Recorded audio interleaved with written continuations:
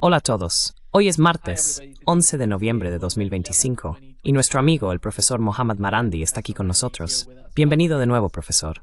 Hola, Nima. Muchas gracias por invitarme.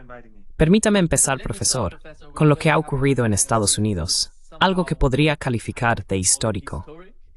Ya sabe, vemos al Jolani en Washington hablando con el presidente de Estados Unidos. Y normalmente no solemos ver este tipo de imágenes. Estamos acostumbrados a verlo entre bastidores haciendo algo. Pero ahora han invitado a Al Jolani y quieren que Estados Unidos... Profesor Marandi, Donald Trump, en su primer mandato, intentaba retirarse de Siria. Y cuando fue elegido esta vez, en su versión 2.0, volvió a hablar de ello una y otra vez. Pero ahora parece que están regresando a Siria. No se están marchando de Siria. ¿Qué está ocurriendo con el caso de Siria y Estados Unidos?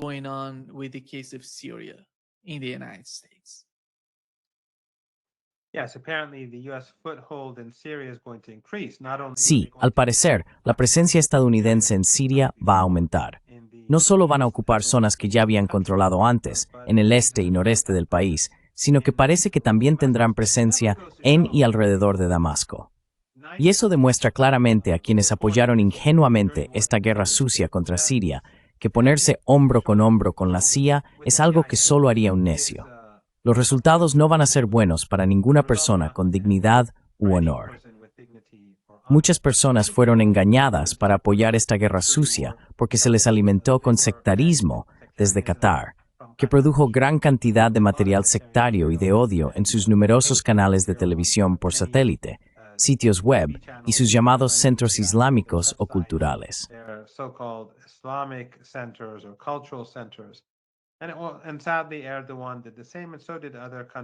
Y lamentablemente, Erdogan hizo lo mismo, al igual que otros países ricos en petróleo y gas del Golfo Pérsico. Pero Qatar fue convirtiéndose gradualmente en el más destacado. Muchas personas, cegadas por su sectarismo, cooperaron básicamente con Estados Unidos, incluso cuando era cada vez más evidente que la CIA estaba detrás de todo este proyecto. Aún así, eligieron cerrar los ojos, creer la propaganda y destruir Siria. Y hoy vemos que esta no es una revolución bendita. De hecho, la presencia de Estados Unidos y del régimen israelí ha aumentado. Erdogan, que tenía enormes ambiciones de expandir su mini imperio otomano, se encuentra ahora en una situación muy difícil.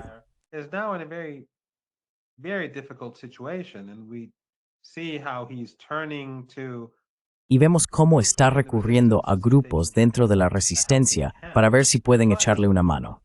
Pero Nima, algo que creo que es importante que todos tengamos en cuenta es que no hay diferencia entre el padrino y el sicario. No hay diferencia entre el padrino y el torturador que trabaja para el padrino. Cuando vemos a personas como Jolani, que fue uno de los miembros fundadores del ISIS y el jefe de Al-Qaeda en Siria, cuando lo vemos en la Casa Blanca, es repugnante, es vergonzoso. Pero antes que él, Netanyahu estuvo allí, ha ido ahí con regularidad y personas como Netanyahu siguiendo.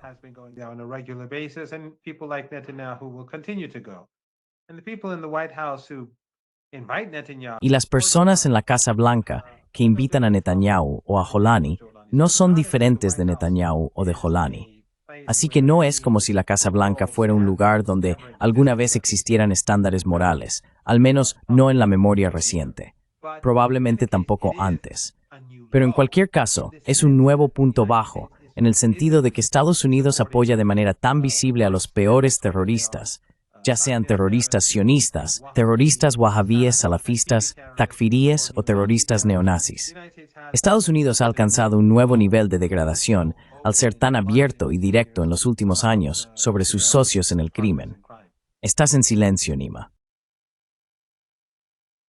You're mute, Nima.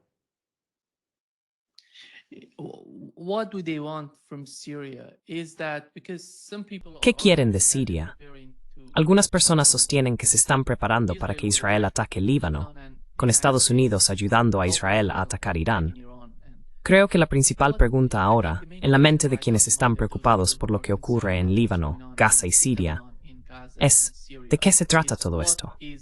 Se trata de nuevas guerras, de nuevos conflictos en la región. Estados Unidos está intentando equilibrar, ya sabes, la presencia rusa en Siria. Quiero conocer tu percepción. La idea de que Rusia esté allí, Estados Unidos, y ya sabes, al Golani yendo a Rusia, hablando con el presidente ruso. Y justo después de eso, vemos esta visita a Washington. Sabemos que el propio Al-Golani no es tan influyente ni poderoso. Todo gira en torno a Turquía, su política exterior y el papel de la inteligencia turca. ¿Qué opinas al respecto?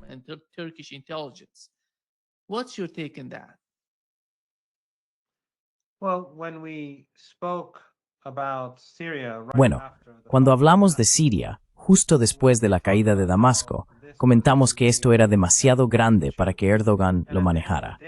Y al final del día, en cualquier conflicto de intereses entre Erdogan y sus socios en Tel Aviv, estaba claro que sus socios en Tel Aviv tendrían la ventaja, porque Estados Unidos siempre respaldará al régimen israelí y a Netanyahu en este caso.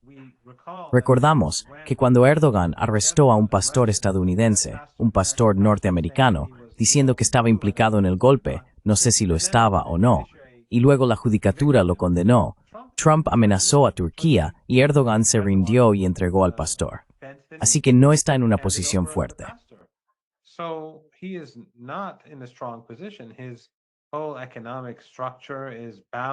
Toda su estructura económica está vinculada a Occidente y a Estados Unidos.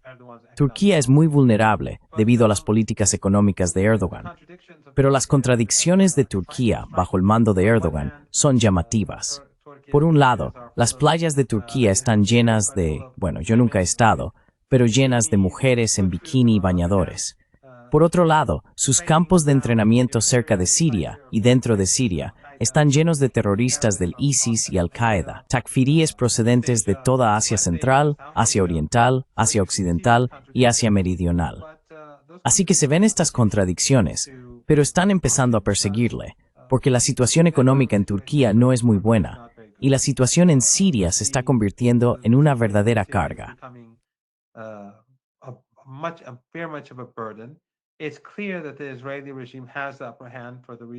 Está claro que el régimen israelí tiene la ventaja por las razones que mencioné. Así que ahora Erdogan está buscando ayuda de la resistencia, de los rusos, y ha estado en conversaciones con elementos dentro del eje de la resistencia. Así que sí, el régimen israelí tiene la ventaja. Pero el hecho de que Erdogan se vea obligado a hacer este cambio, incluso mientras sigue transportando petróleo a Netanyahu y realizando comercio y negocios durante todo el conflicto, complica las cosas para el régimen israelí. Erdogan sabe que cualquier avance adicional de Netanyahu, de los israelíes, sería peligroso para él y para su país.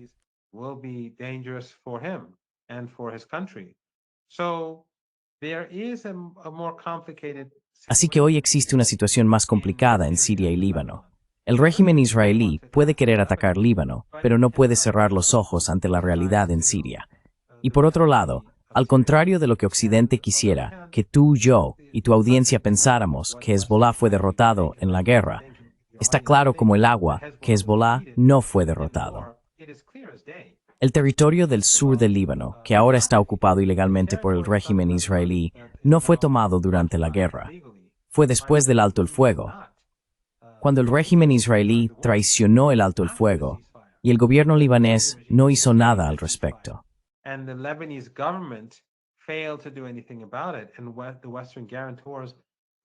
Y los garantes occidentales, los llamados garantes del alto el fuego, no hicieron nada al respecto. Fue en ese momento cuando los israelíes tomaron territorios en distintas zonas del sur del Líbano. No lograron avances significativos durante la guerra en sí. Y ahora, Hezbollah se ha reorganizado.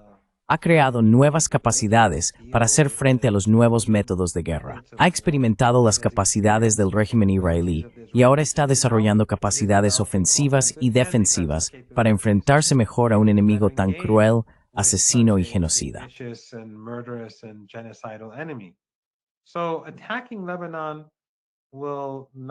Así que atacar al Líbano no terminará en victorias israelíes, de eso no hay duda. Y los israelíes tienen una situación cada vez más difícil en Siria, porque recuerda, Turquía bajo Erdogan quería una gran parte del pastel. Querían Siria, él quería Siria, básicamente, pero el verdadero vencedor en Siria no es Turquía, es Netanyahu. Así que ahora Turquía está viendo el eje de la resistencia de otra manera.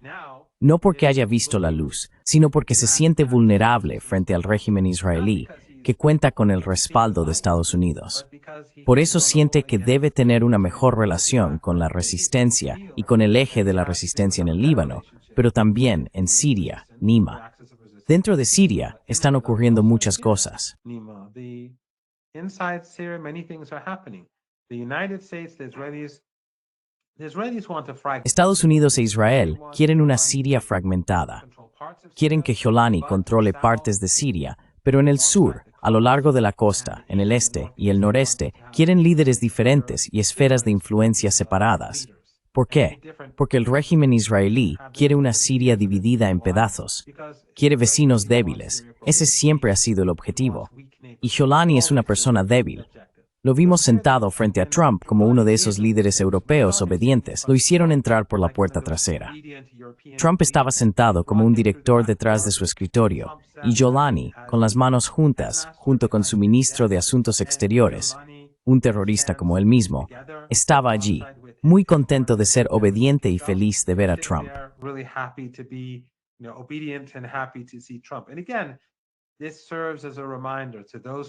Y una vez más, esto sirve como recordatorio para aquellas personas que trabajaron para ayudar a la CIA a través del dinero qatarí, bajo la orientación de Erdogan y utilizando el petróleo y el gas de la región del Golfo Pérsico.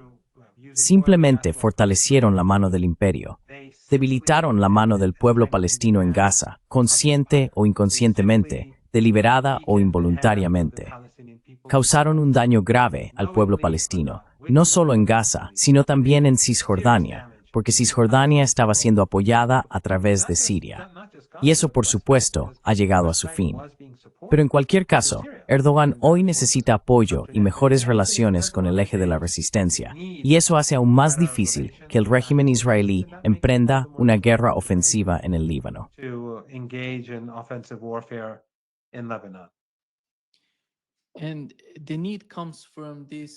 Y la necesidad surge de esta mentalidad de balcanizar Siria. Por eso, porque Turquía, al parecer, no puede enfrentarse por sí sola a la situación con Israel y Estados Unidos. Por eso necesitan algún tipo de cooperación con el eje de la resistencia. No sé cómo incorporan a Irán y Rusia en sus cálculos.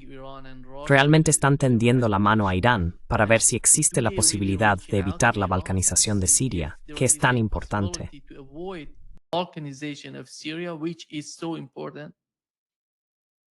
Well, Jolani himself has been reaching out to Iran. Bueno, el propio Jolani ha estado acercándose a Irán desde hace varias semanas, y hasta donde yo sé, los iraníes no han dado ninguna respuesta clara. El hecho es que la situación en Siria está empeorando. Jolani es un líder débil, y el país está profundamente dividido. La ira hacia Turquía ha aumentado considerablemente porque la gente ve que Erdogan ha llevado al país a una situación en la que ya no puede mantenerse unido, y por supuesto, ya no puede defenderse. Así que Erdogan busca renovar la relación con partes del eje de la resistencia a su manera. Pero Jolani, por su parte, también está intentando establecer contacto. Las conversaciones en Moscú, por supuesto, tenían como objetivo aliviar los problemas con Rusia, pero eso no va a resolver la situación. En última instancia, en Teherán se cree que cuando Jolani haya logrado lo que los israelíes quieren que logre, será apartado.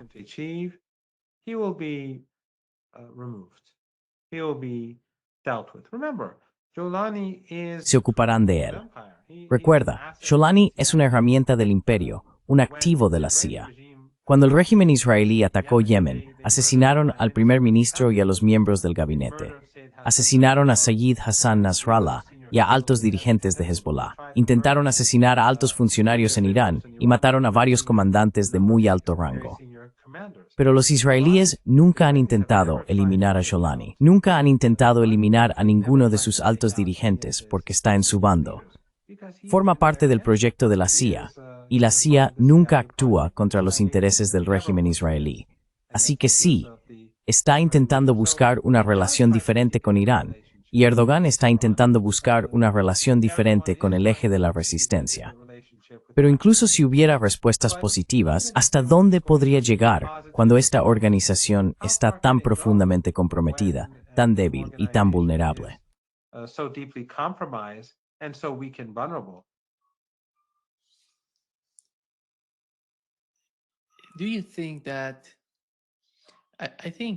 ¿Cree que la situación en Siria puede de algún modo ayudar a la posición de Irán y del eje de la resistencia?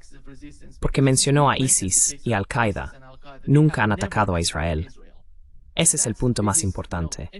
Ya sabe, cualquiera que crea que ISIS y estos grupos son verdaderos yihadistas o islamistas, puede mirar su historia y aprender mucho de su comportamiento. Pero, después de todo, ¿cree que Estados Unidos puede lograr lo que quiere lograr en Siria? ¿O va a ser como lo que está ocurriendo en Gaza? Israel entró con todas las armas que tiene, y aún así, no pudo alcanzar su objetivo allí.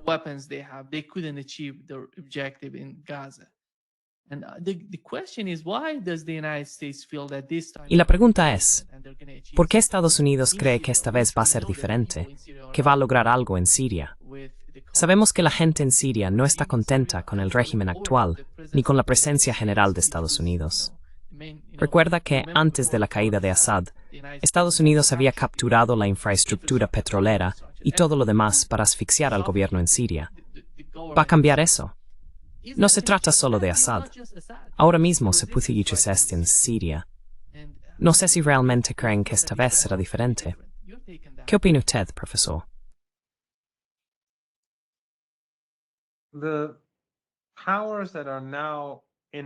Las potencias que ahora son influyentes en Siria, el régimen israelí, los estadounidenses, Erdogan, ninguno de ellos tiene interés en una Siria fuerte e independiente. Pero el problema es que ninguno de ellos tiene el poder de controlar Siria. Quiero decir, Erdogan puede establecer sus bases en diferentes partes del país, y Netanyahu puede ocupar partes significativas del sur de Siria, pero eso va a ser costoso, al menos durante los próximos meses y años. Todo esto va a ser costoso para los ocupantes, así que no veo que esto sea beneficioso. Siria se ha convertido, y esto es algo que discutimos desde el primer día, en una carga, y de hecho se ha convertido en una carga.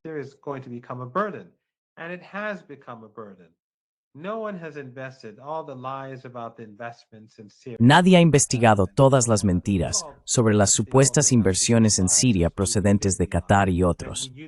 Todas resultaron ser mentiras, como sabíamos que serían. Sabíamos que estaban mintiendo.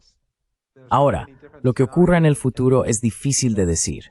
Hay tantos escenarios diferentes que podemos imaginar que resulta realmente imposible predecir el destino de Siria. Pero personalmente creo que esto no va a acabar bien, ni para Erdogan ni para el régimen israelí, y que Siria va a seguir drenándolos, va a obligarlos a consumir sus propios recursos. Quiero decir, Turquía puede exportar algunos productos turcos a Siria, pero el país está empobrecido.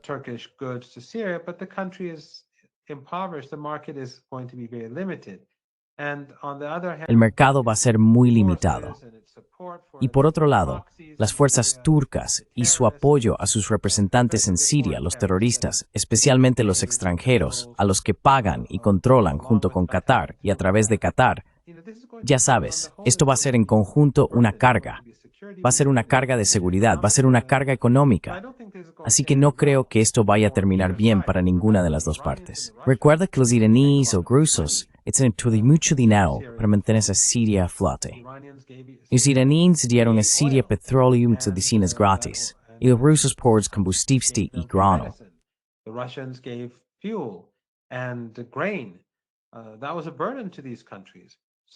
Eso fue una carga para esos países. Pero el régimen israelí y Erdogan no están dispuestos a hacer ese tipo de sacrificios ni a proporcionar ese tipo de financiación para mantener a flote a sus aliados en Siria. Así que no creo que esto vaya a ser bueno para Israel a corto plazo. Creo que les va a resultar más difícil involucrarse en una guerra con Hezbollah porque tienen que proteger sus activos y su posición en Siria al mismo tiempo. No creo que Erdogan pueda hacer mucho más de lo que ya está haciendo. La situación dentro de Turquía no es especialmente buena para él, y además se siente amenazado por el régimen israelí.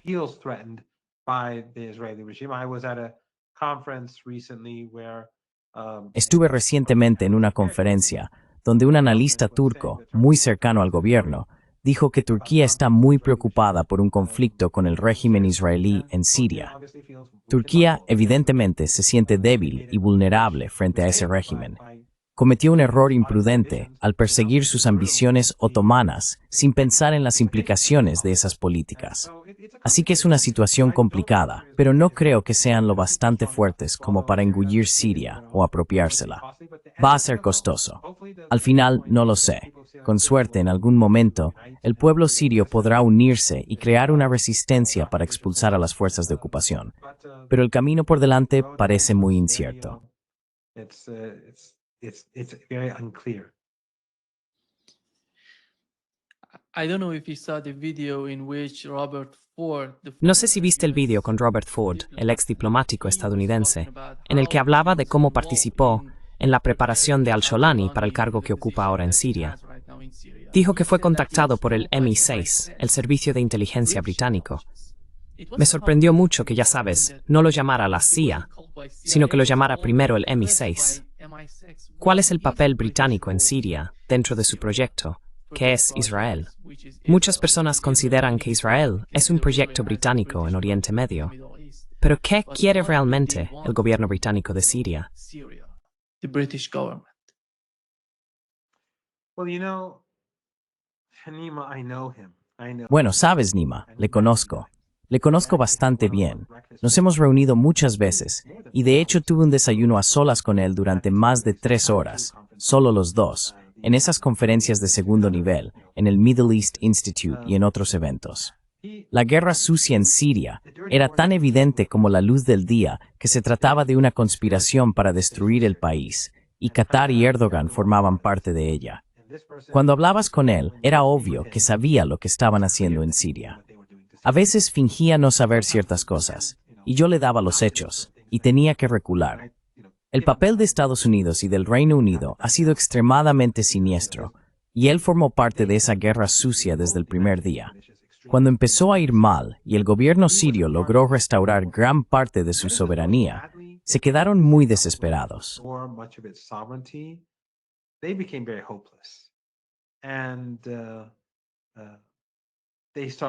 Y empezaron a hablar con más franqueza en nuestras conversaciones. Supongo que porque pensaban que todo había terminado. Pero a medida que lograron matar de hambre a Siria, lo que ocurrió fue que literalmente pusieron de rodillas al pueblo sirio, la aplastaron, la destruyeron. En algunas partes del país, la gente literalmente se moría de hambre cuando cayó el gobierno. Así de grave era la situación. Debido a las sanciones, la ocupación, el robo por parte de los estadounidenses, como señalaste, el saqueo de grano y petróleo del noreste de Siria, había pasado factura.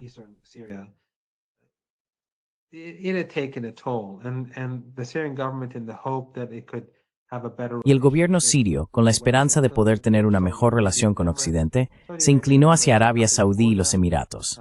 Arabia Saudí y los Emiratos no hicieron nada por ellos. Lo que ocurrió en su lugar fue que su relación con la resistencia, y en menor medida con los rusos, se debilitó aún más, y la situación no dejó de empeorar hasta que se produjo el colapso. Pero sí, Sholani llevaba años preparándose para convertirse en líder. Lo mencioné en Twitter. Hay un video del momento en que Sholani se separó de Al-Qaeda, porque Sholani procedía del Estado Islámico en Irak, y luego lo enviaron a Siria para dirigir el Frente al-Nusra, Al-Qaeda en Siria.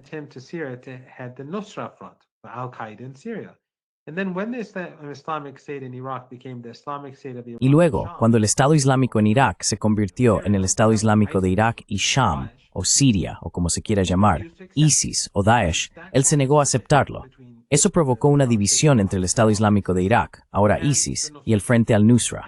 Al-Qaeda, o Al-Qaeda Central, se puso de su lado en esta lucha, en esta división, en este conflicto. Eso fue lo que llevó a ISIS a separarse de Al-Qaeda. Así que Sholani contó con el apoyo de Al-Qaeda en Siria. Había formado parte de ISIS, fue cofundador, y luego dirigió a Al-Qaeda en Siria cuando ISIS aún formaba parte de Al-Qaeda. Más tarde, cuando ISIS se separó, él permaneció con Al-Qaeda y años después también se escindió de Al-Qaeda.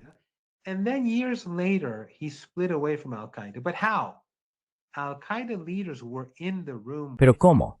Los líderes de Al-Qaeda estaban en la sala con él cuando se separó. Le permitieron hacerlo con su consentimiento. Es decir, Al-Qaeda, el mando central en Afganistán y Pakistán. ¿Por qué? Porque querían que pudiera volver a presentarse y volver a presentar su organización para que tuviera una mayor influencia. Estaba clarísimo lo que estaba ocurriendo.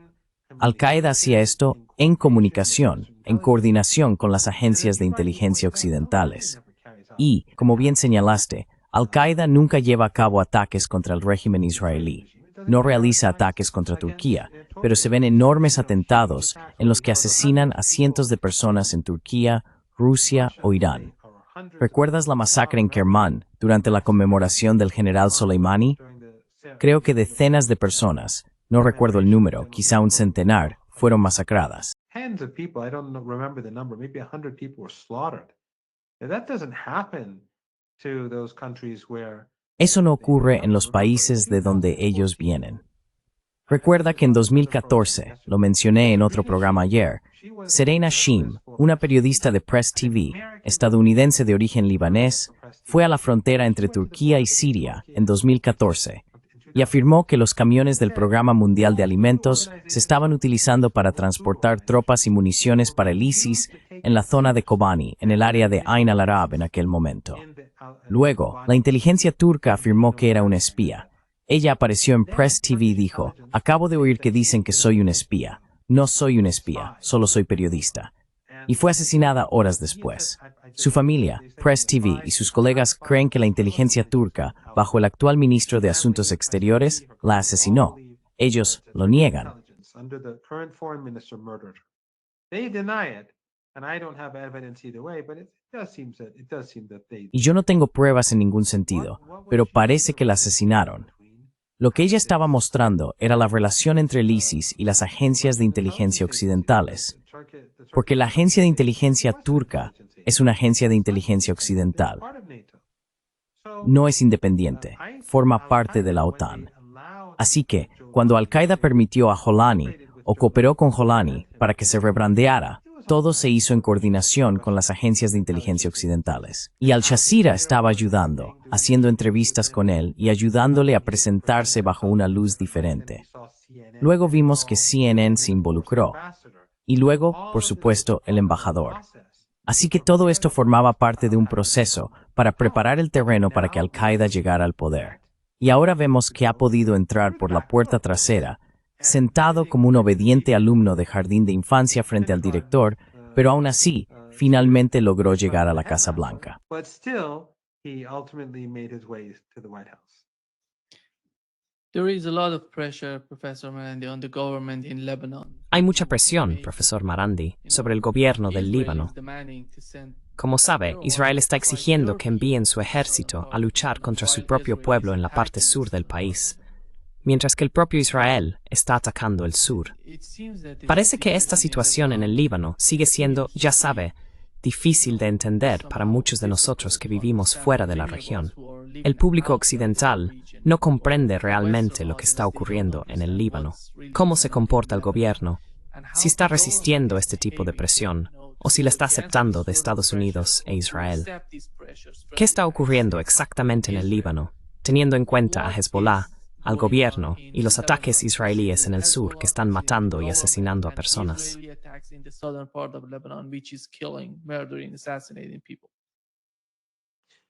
Well, this is a good point that you raise. The Israeli regime is Bueno, murdering este es un buen punto el que planteas. El régimen israelí está asesinando a ciudadanos libaneses todos los días. Está asesinando a palestinos en Cisjordania todos los días. Y también está asesinando a palestinos en Gaza. No hay alto el fuego. Y los periodistas occidentales guardan silencio. Los diplomáticos occidentales guardan silencio porque son colaboradores. Están ayudando al régimen israelí a llevar a cabo estos asesinatos en silencio. Así que están ayudando al régimen israelí a continuar con su sed de sangre. Pero la situación en Líbano es un poco diferente ahora de lo que era hace un tiempo. Por un lado, como todos recordamos, después de que el régimen israelí atacara Cana, y no tengo ninguna duda, ninguna, los estadounidenses sabían del ataque de antemano. no doubt that the Americans knew of the attack from before. It's just not possible for those jets. Simplemente no es posible que esos aviones y misiles pasen por ese espacio aéreo sin que los estadounidenses lo sepan. Habría sido muy peligroso, porque cualquier error podría haber provocado que aviones estadounidenses o israelíes fueran derribados, y eso habría creado un gran problema en Occidente. Así que tuvo que haber coordinación. Pero en cualquier caso, después del ataque aéreo en Cana, las cosas cambiaron en la región del Golfo Pérsico. Se volvieron mucho más temerosos del régimen israelí. Vieron que en realidad no estaban protegidos por Estados Unidos, y que Estados Unidos nunca los elegiría por encima de Israel, sin importar los sobornos o el dinero que entregaran al rey Trump.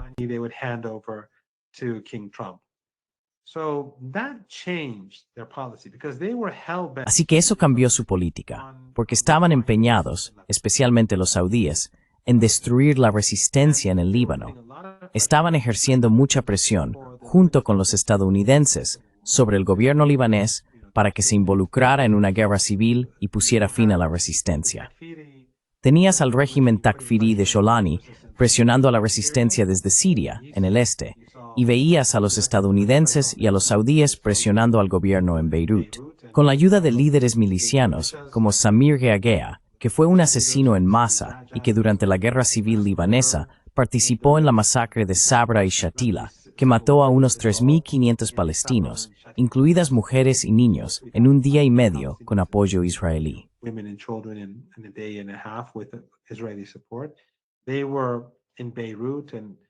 Estaban en Beirut y desde allí ejercían presión.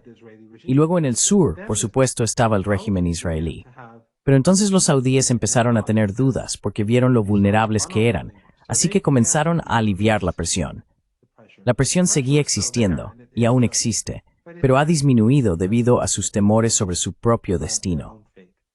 Por otro lado, como comentábamos antes, Erdogan también tiene más miedo que antes. Ve que es muy vulnerable, que no tiene una mano ganadora en Siria. Siria se ha convertido en una carga para él, y los israelíes tienen la ventaja porque cuentan con el apoyo de Estados Unidos. Sus ambiciones en Siria no están saliendo como había planeado, así que necesita ayuda para contrarrestar a Israel, y esa ayuda no va a venir de Washington.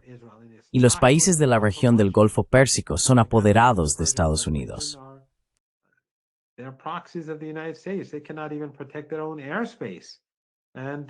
Ni siquiera pueden proteger su propio espacio aéreo. Y aun cuando son atacados, ¿qué hacen? Van a Washington.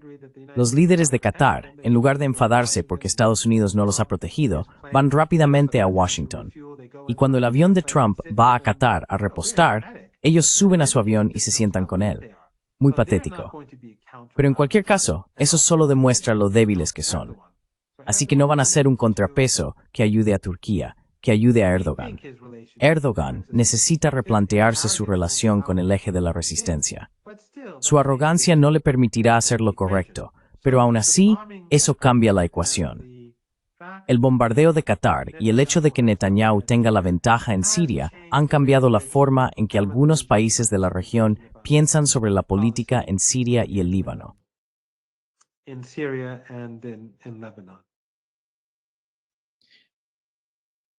Do you think that Hezbollah right now in Lebanon? ¿Cree usted que Hezbollah, en este momento, en el Líbano, a medida que pasa el tiempo, como mencionó, enfrenta grandes dificultades en los movimientos políticos del país y en esa especie de relación extraña entre el gobierno y Hezbollah? ¿Cómo está influyendo eso en la posición de Hezbollah en el Líbano, profesor Marandi? Y militarmente, ¿qué tan fuerte es Hezbollah hoy en día? Militarily, how strong is today Hezbollah? Bueno, el comportamiento del régimen israelí ha cambiado. Ha provocado un cambio en el ejército y en el presidente allí. Se han distanciado del primer ministro, que es realmente un títere. Y recordemos que fue impuesto al país por los estadounidenses después del alto el fuego. Pero Hezbollah se ha rearmado y vimos que la resistencia ganó las elecciones locales. También vimos y seguimos viendo cómo durante el funeral y la conmemoración de Sayyid Hassan Nasrallah y en otras ocasiones pueden sacar a la gente a las calles. Así que la resistencia hoy es muy fuerte. Y también vemos cómo la opinión pública, según las encuestas, apoya a la resistencia. Porque la gente sabe, incluso, quiero decir, los partidarios de la resistencia, por supuesto, apoyan a Hezbollah. Y provienen de todos los ámbitos sociales y de todas las sectas y religiones del Líbano. and religions in Lebanon. But in general, it's clear as day that En general, está claro como el agua que sin la resistencia no hay nadie que defienda el Líbano. El ejército es débil. Estados Unidos no permitirá que se forme un verdadero ejército o una fuerza militar en el Líbano. El Líbano no tiene fuerza aérea, no tiene cazas, no tiene defensas antiaéreas, no tiene drones, no tiene defensas contra drones. ¿Por qué? Porque los estadounidenses no lo permiten. Así que la gente en el Líbano reconoce que lo único que protege al país de la ocupación y anexión israelí es la resistencia. Y los estadounidenses no quieren esa resistencia porque quieren convertir al Líbano en un campo abierto para el régimen israelí. Y aquí es donde se vuelve problemático para Turquía, para Erdogan.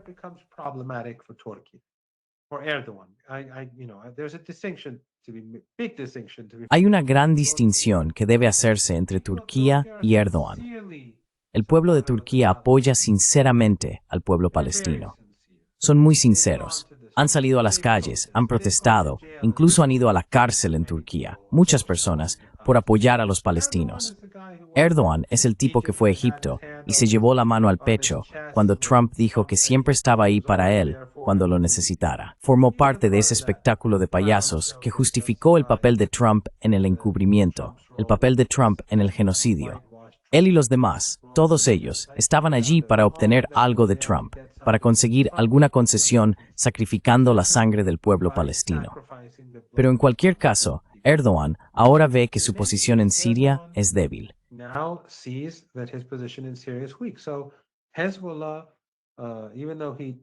Así que, aunque colaboró con Occidente, sabe que Hezbollah es necesario para protegerlo del régimen israelí. Ahora los países árabes del Golfo Pérsico saben que si el régimen israelí domina por completo las zonas alrededor de la Palestina ocupada, se vuelven más vulnerables. Por eso todos han cambiado su posición. No sé qué depara el futuro. Existe la posibilidad de que el régimen israelí emprenda una gran guerra contra el Líbano. Pero, como dije, las cosas han cambiado e Irán no va a permitir que Estados Unidos ayude al régimen israelí a imponerse sobre Hezbollah. Así que va a ser muy difícil para Netanyahu. No sería una jugada inteligente por su parte iniciar una guerra con el Líbano. Pero de nuevo, es Netanyahu. Necesita mantenerse fuera de la cárcel.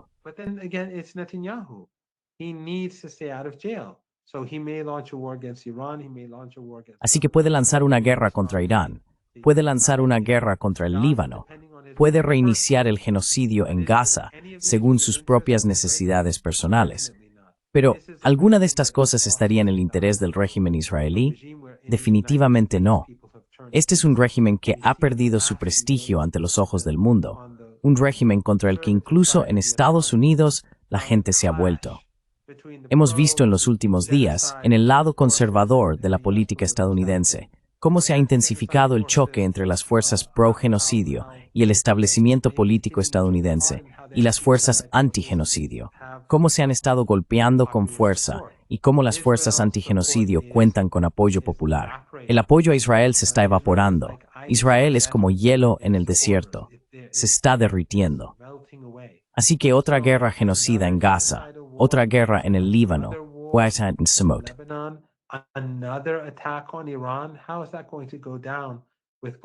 ¿Cómo va a ser recibido eso por la opinión pública mundial, por los rusos, los chinos, la opinión pública estadounidense y la europea, especialmente cuando se acercan las elecciones de mitad de mandato en Estados Unidos, y los jóvenes de la izquierda, entre los liberales e incluso entre los conservadores, se están volviendo en contra del régimen israelí y se muestran cada vez más activos? Vimos lo que ocurrió en las recientes elecciones estadounidenses.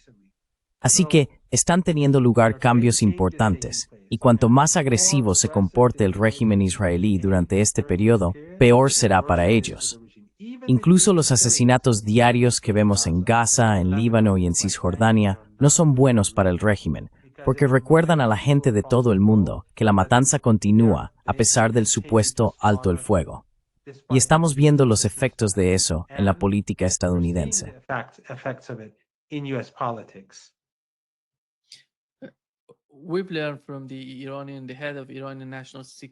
Hemos sabido por el jefe del Consejo de Seguridad Nacional de Irán, el doctor Ali Larijani, dijo que no hay nuevas comunicaciones entre Irán y Estados Unidos.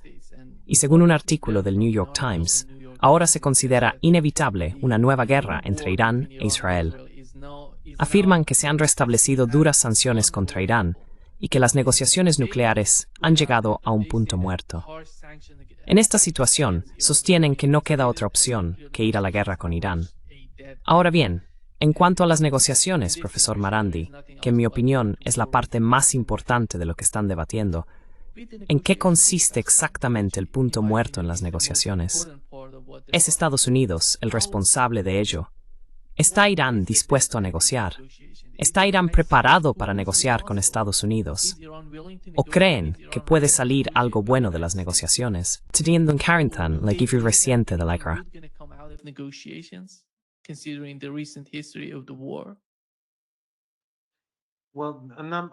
Bueno, están ocurriendo varias cosas.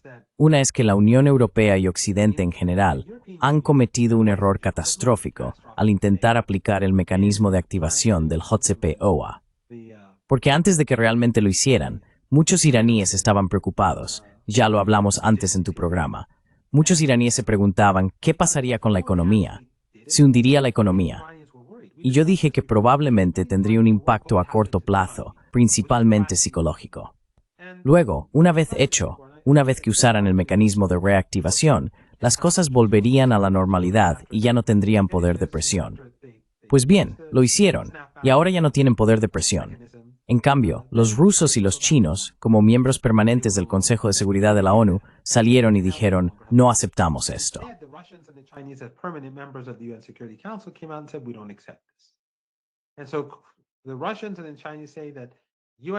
Así que los rusos y los chinos dicen que las resoluciones del Consejo de Seguridad de la ONU no se han restablecido. Se acabó. En realidad, resultó peor de lo que los europeos y los estadounidenses esperaban.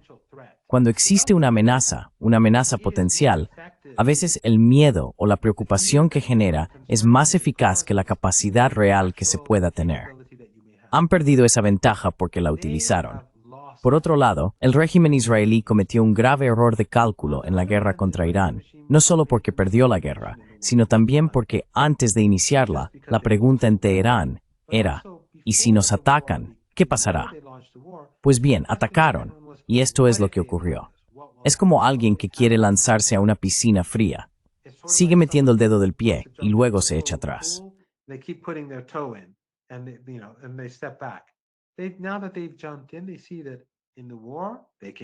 Ahora que han intervenido, ven que en la guerra pueden salir ganando, y de hecho salieron ganando. Ahora Irán se está preparando para la segunda fase, al igual que Hezbollah. La influencia económica tampoco existe ya. Irán se enfrenta a una grave sequía, como muchos otros países de la región. Pero algo de lo que no se oye hablar mucho es que las exportaciones de petróleo iraní están aumentando. De hecho, son las más altas en muchos años. Así que el régimen de sanciones se está desmoronando. Las relaciones de Irán con países como China, Rusia y otros están evolucionando. Estados Unidos ha perdido gran parte de su influencia. Occidente ha perdido gran parte de su influencia. Así que no creo que estén en una posición muy favorable en lo que respecta a Irán. Si lanzan otra guerra, está claro lo que ocurrirá.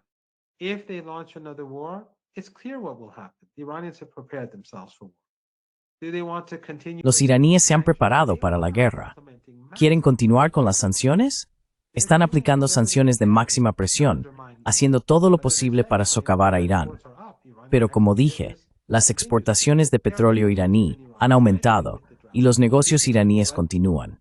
Hay dificultades en Irán, especialmente con la sequía, pero no hay un colapso y la capacidad de presión ha desaparecido. Así que, personalmente, no veo que Israel tenga muchas opciones. Veo que la región sigue siendo caótica, pero no hay duda de que Hezbollah se está fortaleciendo. No hay duda de que dentro de Siria, quienes desean soberanía nacional y unidad están en el país y reagrupándose.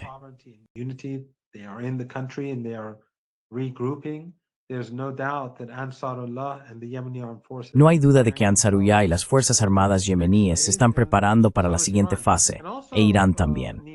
Además, Nima, tendremos que observar las elecciones en Irak. Las elecciones en Irak son muy importantes, porque por un lado está Irán, el eje de la resistencia y los partidarios de los palestinos. Por el otro lado están Turquía, Estados Unidos, Arabia Saudí y los países ricos en petróleo y gas del Golfo Pérsico, que harán socavar a los partidarios de la resistencia en Irak y harán todo lo que puedan. Es muy triste, debo decir. Es muy triste para mí. Y sabes que soy un gran crítico de Erdogan.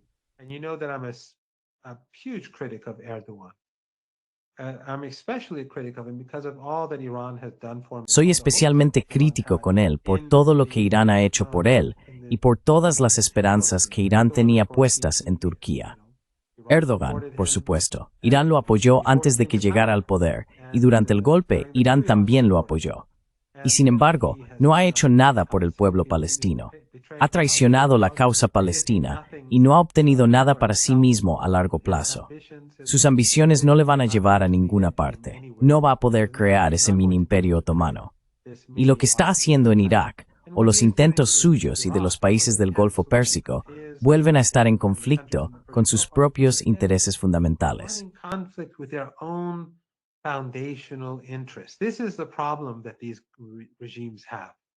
Este es el problema que tienen estos regímenes. Por un lado, como comentamos antes en Siria, reconocen que son vulnerables ante el régimen israelí. Lo reconocen en Siria y ahora lo ven en Líbano y en otros lugares. Son vulnerables. Aún así, en otros lugares siguen conspirando contra quienes apoyan al pueblo palestino y al eje de la resistencia, es decir, en Irak.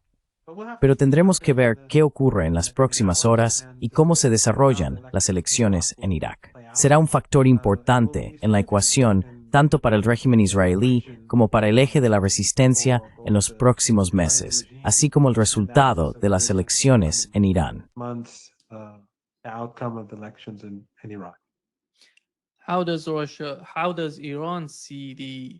¿Cómo ve Rusia? ¿Cómo ve Irán?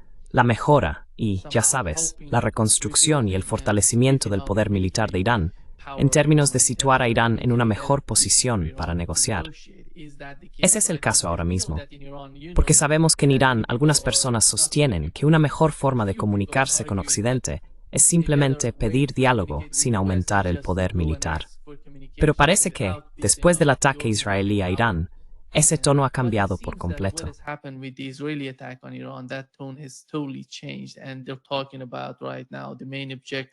En este momento, están hablando de que el objetivo principal es la reconstrucción del poder militar y de defensa de Irán y el fortalecimiento de las relaciones con Rusia y China. Si observas los proyectos entre Rusia e Irán, el corredor norte-sur, la iniciativa de la Franja y la Ruta, se trata de proyectos enormes y a largo plazo. No van a completarse el año que viene, ni siquiera en los próximos 2 años. Es una estrategia a largo plazo para los iraníes. Entonces, ¿cuál es la estrategia a largo plazo en este momento, si tuvieras que describirla?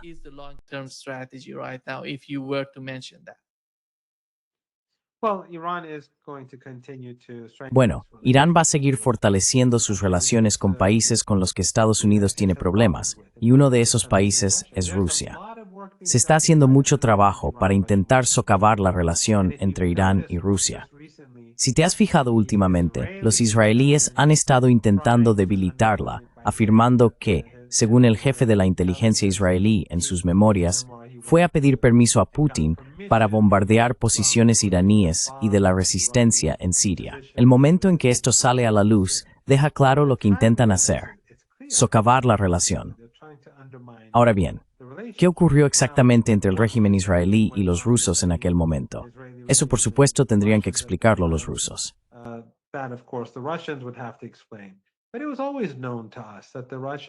Pero siempre supimos que los rusos no iban a proteger a la resistencia en Siria. Vimos que los israelíes los bombardeaban siempre que podían.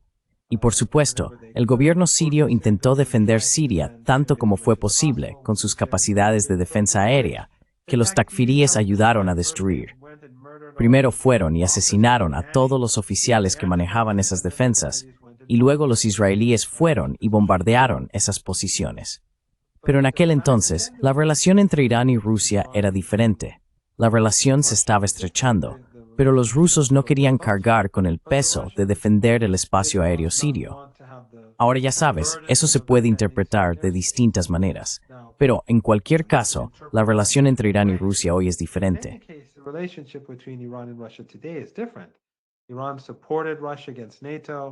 Irán apoyó a Rusia frente a la OTAN. Rusia también está muy preocupada por las ambiciones de Estados Unidos e Israel en Asia Occidental. Así que la relación está evolucionando, y por eso creo que el momento de esto es sospechoso. También se ve a personas en Irán intentando socavar la relación entre ambos países, o tratando de presionar a ciertos políticos para que hagan declaraciones en su contra. Pero no creo que eso vaya a tener un impacto. El vínculo entre Irán y Rusia está creciendo, y eso se debe en gran medida al comportamiento de Estados Unidos, ya sea en Ucrania, en Palestina o en otros lugares. Del mismo modo que la relación entre Irán y China está creciendo, vemos que las exportaciones de petróleo iraní a China han aumentado.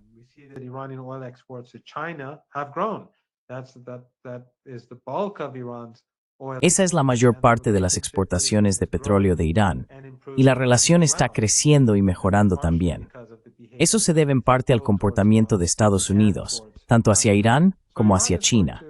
Así que Irán va a buscar activamente relaciones con estos y otros países y a fortalecerlas con la esperanza de ampliar la cooperación. Irán también buscará reforzar los BRICS y la Organización de Cooperación de Shanghái. Como hemos visto, el presidente iraní ha sido un participante activo en la reciente reunión de la Organización de Cooperación de Shanghái. Así que creo que el hecho de que Irán esté exportando más petróleo, entre otras cosas, es solo una de las muchas señales de que la capacidad de Estados Unidos para aislar a Irán se está debilitando.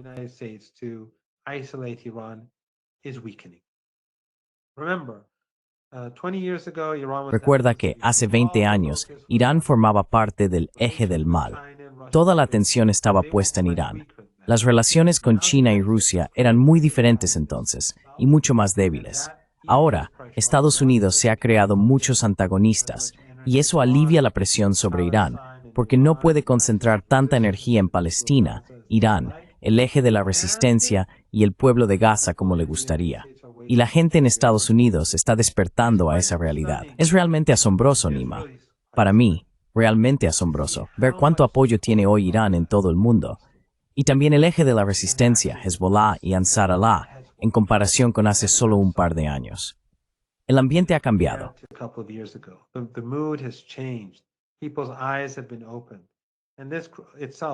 Los ojos de la gente se han abierto, y esto en sí mismo crea un enorme poder blando para el pueblo palestino y el eje de la resistencia, en un momento en que Occidente ha perdido su propio poder blando. Los tiempos son difíciles, y seguirán siéndolo. Nos enfrentamos a un régimen asesino y genocida. Hay sequía, hay muchas dificultades, pero Estados Unidos no podrá derrotar al eje de la resistencia. Aunque en la región, los regímenes del petróleo y gas en el Golfo Pérsico y los regímenes de la OTAN han hecho mucho daño a la causa palestina, esta no va a desaparecer. El régimen israelí, su imagen ha sido barrida, y con suerte también lo será todo este sistema de apartheid. Tu voz, te han silenciado. Your voice, you've been muted. You've mentioned Iran being mentioned as the axis of... Ha mencionado que Irán fue calificado como parte del eje del mal durante la administración Bush. Pero el tono hoy es diferente, profesor. Incluso dentro del Partido Republicano, hay personas que se preguntan, ¿cuál es el sentido de este tipo de animosidad hacia Irán? ¿Por qué necesitamos que Irán sea nuestro enemigo? ¿Qué nos han hecho? ¿Qué le han hecho a Estados Unidos? ¿Alguien ha sido asesinado en Estados Unidos por iraníes? Dicen que no, que eso no ocurrió. Así que Stamber, profesor Paul Marandhaus, me gustaría que un sobre la asesoría en Nueva York, con el caso de, ya saben, inmigrante.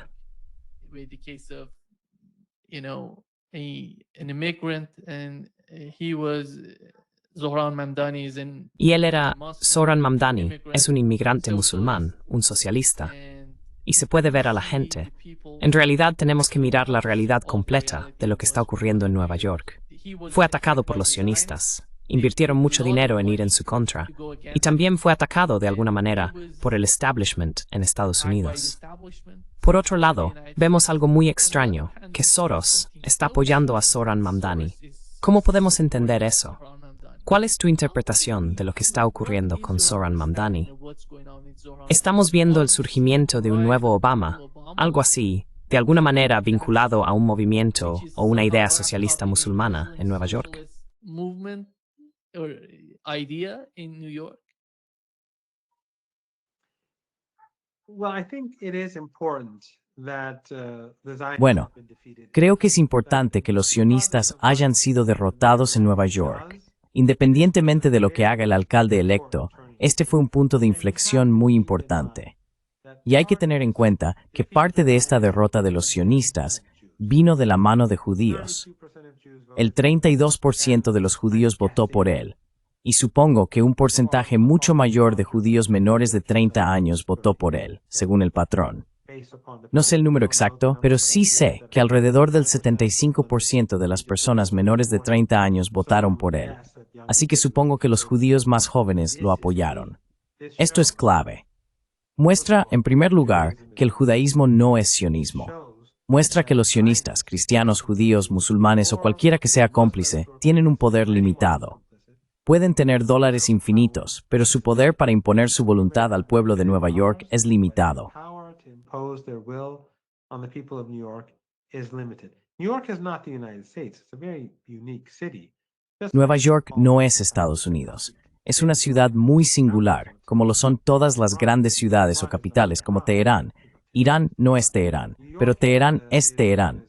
Nueva York no es representativa, pero es la ciudad más importante de Estados Unidos. Así que no sé hacia dónde va a llevar la ciudad. No sé mucho sobre él, y ni siquiera quiero comentar sobre él, porque cualquier cosa que diga, alguien podría decir, oh mira, los iraníes tienen una posición sobre esto. Así que intento mantenerme al margen de eso. Pero la derrota es lo importante. Sí, donde quiera que veas a alguien como Soros, ya sabes, esos oligarcas de la llamada izquierda, no son de izquierdas. Son todos, ya sabes, los oligarcas liberales de la derecha o de la derecha. Todos son los sionistas. The liberal oligarchs to the right or the right, all the Zionist oligarchs. Son globalistas, profesor. Yeah, they are all a threat to the interests of the Sí, American people. todos son una amenaza para los intereses del pueblo estadounidense, y obviamente no es una buena señal. Pero no sé si eso va a convertirlo en otro Obama. Me cuesta creer que vaya a ser otro Obama. De nuevo, no es una buena señal, pero puede que no sea, ya sabes. Realmente no puedo opinar sobre él, pero no creo, al menos por lo que hemos visto hasta ahora, que vaya a parecerse en nada a Obama. Lo importante no es tanto quién sea el alcalde, aunque dice mucho del pueblo de Nueva York que vote por alguien que es musulmán e inmigrante. Demuestra que la gente en Estados Unidos, la gente de Nueva York, es gente decente. People in the United States are, people in New York are decent people. Jews voted for him. People from different walks. Los judíos votaron por él. Personas de distintos ámbitos de la vida votaron por él. Esto demuestra lo decentes que son los seres humanos y cómo los crímenes de un régimen o de un Estado deben considerarse por separado. Quiero decir, muchas de estas personas que apoyan los actos agresivos de Estados Unidos en el extranjero están influenciadas por la propaganda. Pero, en cualquier caso, creo que lo que ocurrió en Nueva York es una buena señal.